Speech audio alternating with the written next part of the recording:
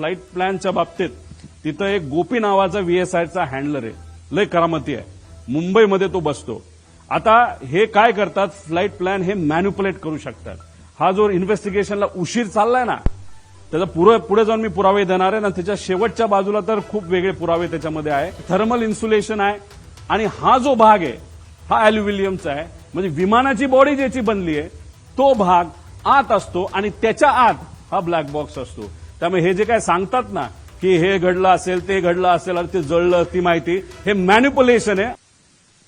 आता ह्याच्यामध्ये सर्वात म्हणजे विमान टेक ऑफ हे मी तुम्हाला सांगितलं, फ्लाईट प्लॅनची माहिती आपल्याला लागेल. आता फ्लाईट प्लॅनच्या बाबतीत तिथं एक गोपी नावाचा व्हीएसआयचा हँडलर आहे, लय करामती आहे, मुंबईमध्ये तो बसतो.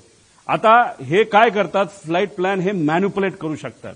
हा जो इन्व्हेस्टिगेशनला उशीर चाललाय ना, त्याचा पुढे जाऊन मी पुरावे देणार आहे ना, त्याच्या शेवटच्या बाजूला तर खूप वेगळे पुरावे त्याच्यामध्ये आहे.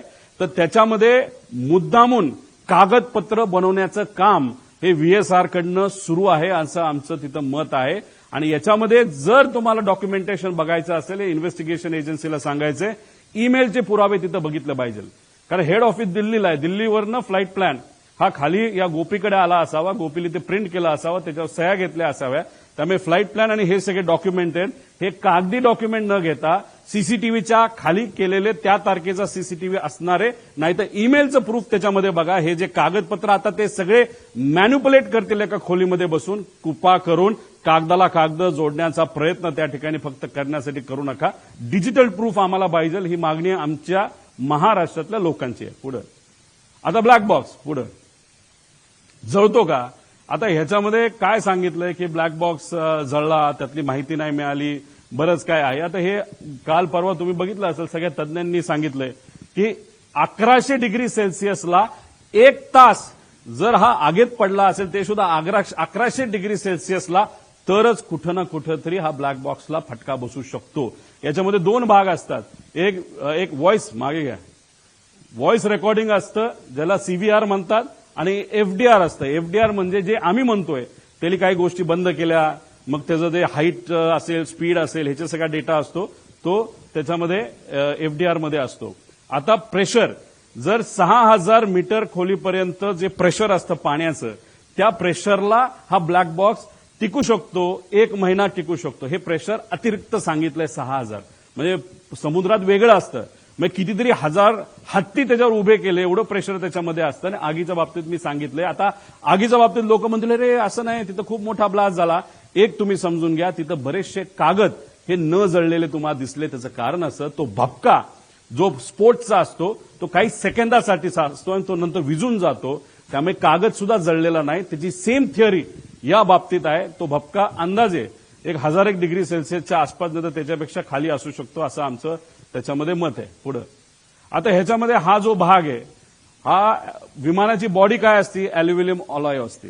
त्याचं मेल्टिंग पॉईंट किती आहे, 635 डिग्री सेल्सिअसचं मेल्टिंग पॉईंट आहे. म्हणजे अॅल्युमिनियम बॉडी, विमानाची जी बॉडी आहे ती 650 डिग्री सेल्सिअसला ती वितळून जाते. हे तुम्ही सगळ्यांनी तिथं नोट केलं पाहिजे. त्याच्यानंतर टायटॅनियम, स्टेनलेस स्टील याचे हे बनलेलं असतं. हा बाहेरचा भाग आहे, हा टायटॅनियम आहे. हा किती डिग्रीला मेल्ट होतो, 1670 डिग्रीला मेल्ट होतो. त्यानंतर हे थर्मल इन्सुलेशन आहे. आणि हा जो भाग आहे हा अॅल्युमिनियमचा आहे. म्हणजे विमानाची बॉडी ज्याची बनली आहे तो भाग आत असतो आणि त्याच्या आत हा ब्लॅक बॉक्स असतो. त्यामुळे हे जे काय सांगतात ना की हे घडलं असेल ते घडलं असेल आणि ते जळलं, ती माहिती हे मॅन्युप्युलेशन आहे, असं आमचं ठाम त्याच्यामध्ये त्या ठिकाणी मत आहे. पुढे आता हे कुठं होता ब्लॅक बॉक्स, हा इथं होता. आता या ब्लॅक बॉक्स म्हणजे विमानाच्या त्या बाजूला हा ब्लॅक बॉक्स जर इथं होता तर बॉडी कुठं जळली आहे. इथं केबल सुद्धा आहेत, पुढे केबल पण आहेत, त्या सगळ्या कॉपरच्या केबल आहेत. कॉपरचा मेल्टिंग पॉईंट अजून कमी असतो, त्या सुद्धा तिथं मेल्ट झालेला नाहीत. म्हणजे उगाच कालचं आज आमचं प्रेझेंटेशन आहे म्हणून काहीतरी द्यायचं, म्हणून काहीतरी माहिती काल दिली, असं आमचं त्याच्यामध्ये मत आहे. पुढे हे सगळे उदाहरणं आहेत. ह्याच्यामध्ये हे कुठलं तरी एमिरेट्सचं दिसतंय, एअर इंडिया दिसतंय, हे बँकॉकचं दिसतंय. ह्याच्यामध्ये सगळ्यात मध्ये सेम इंटेन्सिटी, सेम आग, सेम टेम्परेचर सगळं असताना ब्लॅक बॉक्स पूर्णपणे त्याच्यामध्ये मिळालेला आहे. पुढे आता हे बघा, इथं केबल आहे. केबल सगळ्या तुम्हाला दिसतील. अजून तुम्ही व्हिडिओ बघितला तर केबल तशाच्या तशा तुम्हाला दिसतील. हे सगळं आहे. ब्लॅक बॉक्स असेल आजीदादांच्या विमानाचा आणि इथं सगळ्या केबल आहेत आणि त्याच्या पुढच्या भागाला तिथं काय ठेवलं असेल तर 2 कॅन ठेवले असतील असं आमचं मत आहे. ते शोधण्याची जरूरत आहे. 90 कोटी रुपये खर्च करून युनियन मिनिस्टर राम मोहन नायडू साहेबांनी काही महिन्यांपूर्वी एक लॅब इनॉग्रेट केली. आता एवढी हाय फंडू लॅब तुमच्याकडे असेल तर तुम्हाला बाहेर पाठवण्याचं काय कारण? बरं ठीक आहे, तुम्ही बाहेर पाठवत नाही तर ते या लॅबमध्ये इथंच भारतामध्ये बसून तुम्हाला माहिती काढता येत नाही का? ठीक आहे, टेक्निकल एजन्सीची मदत घ्या असं आम्ही सांगितलं होतं. तुम्ही सुद्धा आता म्हणताय की नाही आता आम्ही टेक्निकल एजन्सी फक्त टेक्निकल गोष्टीसाठी बाहेरच्या एजन्सीची मदत घेऊ, ते सुद्धा कॅनडाचं. त्या कंपनीचं नाव मी पुढे सांगतो. पुढे आता ह्याच्यामध्ये अजून एक माहिती आहे. इन्शुरन्स हा विमानाची किंमत किती? आज ते विमान जे होतं जे आज असतं तर त्याची ऍक्च्युअल किंमत 35 कोटीला ते घेतलं होतं.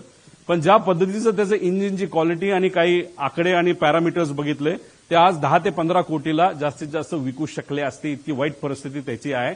आणि ज्या लोकांनी ते विमान चालवलंय पूर्वी आणि आज ते कंपनी बरोबर नाही, या लोकांनीच आम्हाला सांगितलं की 10 कोटीत दिलं कुणी जर असतं आत्ता तरी न घेणं हे जास्तच योग्य ठरलं असतं. आता 10-12 कोटीच्या किमतीचं जे विमान होतं त्याची आजची इन्शुरन्सची व्हॅल्यू किती होती तर 55 कोटी रुपये होती. त्यानंतर लायबिलिटी इन्शुरन्स किती होता? 210 कोटी. म्हणजे आत बसणारी लोक, त्याच्यानंतर घरावर कोणाच्या पडलं तर, जर कुठल्या व्यक्तीवर पडलं, जनावरांवर पडलं तर 210 कोटी रुपये त्याची टोटल लायबिलिटी व्हॅल्यू होती. आता ह्याच्यामध्ये पायलट सुद्धा आले, याच्यामध्ये 5 जण आली. मग तो जो मेन पायलट होता त्याला किती रुपये मिळणार या 210 पैकी? हा सगळ्यात मोठा प्रश्न आहे. आणि ही गोष्ट त्या पायलटला माहीत होती का? खरंच इन्शुरन्स मिळणार होता का?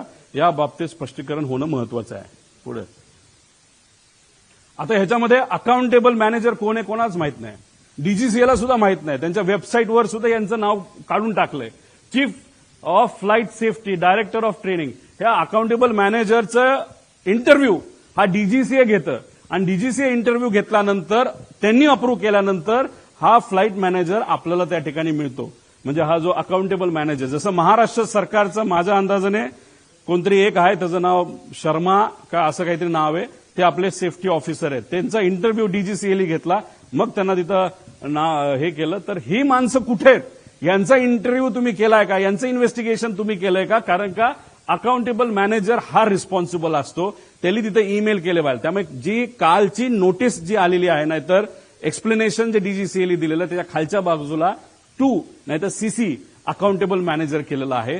त्यामुळे अकाउंटेबल मॅनेजर कोण आणि ही लोक कोण हे माहिती घेणं महत्वाचं आहे. पुढे आता हे महाशय म्हणजे हे जे तुम्ही जर ट्रक चालवत असाल, तुम्ही ट्रकच चालवला पाहिजे, तुम्ही गाडी चालवायची नाही. तुम्ही जर गाडी चालवत असाल तर ट्रकचं लायसन्स तुम्हाला मिळत नाही, त्याला वेगळं घ्यावं लागतं. तुम्ही ट्रक चालवत असताल आणि जेसीबी चालवायला गेला नाही तर पोकलान चालवायला गेला, जी मोठी मशीन, तुम्हाला अलाउड नाही. तसंच लेअर जेटचं तुम्ही विमान चालवत असाल तर तुम्हाला दुसरं विमान लेगेसी सारखं वापरता येत नाही. आता इथं जो फोटो बघितले हे आहेत मिस्टर कपूर. हे मागे जे आहे ते लेगेसीचं विमान आहे. आपले मुख्यमंत्री साहेब आणि उपमुख्यमंत्री दुसरे हे लेगेसीली जास्त ट्रॅव्हल करतात. ही आहे लेगेसी, हे आहे लेगेसी आणि हे आहे लेअर जेट. म्हणजे हे महाशय लेगेसी सुद्धा चालवत होते आणि हे महाशय लेअर जेट सुद्धा चालवत होते. आणि फक्त हाच व्यक्ती चालवत होता असं नाही, रोहित सिंग सुद्धा इलिगली हे दोन्ही विमानं तिथं चालवत होतं. याचे सीसीटीव्ही कॅमेरा, याचे डॉक्युमेंटेशन हे करा. आमच्याकडे डॉक्युमेंटेशन आहे, आम्ही कसं काढलं हे आम्हाला माहिती.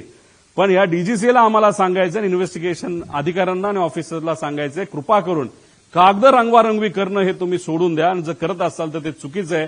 जर उद्या जाऊन त्या कागदात जर फरक दिसला, व्हिडिओ आमच्याकडे कुठला असेल आणि तो जर आम्ही दाखवला आणि त्याच्यामध्ये जर डिस्क्रिपन्सी आली तर हे योग्य ठरणार नाही.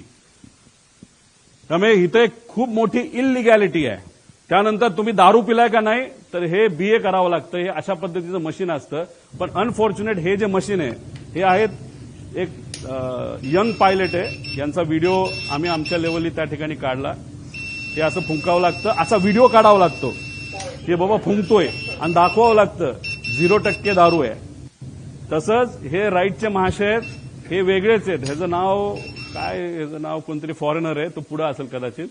तर हे असा व्हिडिओ काढावा लागतो. आता रोहित सिंग जो मालक होता व्हीएसआरचा आणि आपला हा जो कपूर आहे, याचे असे व्हिडिओ आम्हाला आजच्या आज त्या ठिकाणी लागणार नाही तर तुम्ही इन्व्हेस्टिगेशनमध्ये आम्हाला तिथं दाखवा. पण हे जे मशीन आहे या मशीनचा एक खूप मोठा फ्लॉ आहे आणि हे फक्त व्हीएसआर कडे आहे. हे एअरपोर्ट अथॉरिटीकडे नाहीये. व्हीएसआर कडे असणारे हे जे मशीन आहे याच्यामध्ये तारखा या बदलल्या जाऊ शकतात. हा फ्लॉ या मशीनचा. म्हणून म्हणतो इन्व्हेस्टिगेशन जेवढं पुढे जाईल तेवढं मॅन्युप्युलेशन हे मोठ्या प्रमाणात त्या ठिकाणी होणार आहे. आता याच्यामध्ये 2023 मधील अपघात प्रकरण आम्हाला जे कळलंय त्याचा जो कॅप्टन होता ना चालवणारा सुनील कंजर जो आहे त्याचं नाव कदाचित प्लस मायनस असेल. जसा कपूर दोनदा त्याला स्थगिती मिळाली होती, त्याचं लायसन्स कॅन्सल झालं होतं दारू पिला म्हणून, तेव्हा हे 2023चं व्हीएसआरचं मुंबईमध्ये जो ऍक्सिडेंट झाला त्याचा जो सुनील कुंजीर का कंजीर नावाचा जो व्यक्ती आहे तर त्याचा सुद्धा त्या ठिकाणी दारूच्यामुळे ते दोनदा त्याचं लायसन्स कॅन्सल झाला तो असं आम्हाला कळतं. म्हणजे जे कमर्शियल फ्लाय करतात मोठी मोठी विमानं, एमिरेट्स, एअर इंडिया वगैरे, तिथं ज्यांना नोकऱ्या मिळत नाही ते सगळे, आणि काही चांगले पण लोक आहेत, खराब नाही, पण काय असे मोठे मोठे लोक सगळे इथं काम करतात.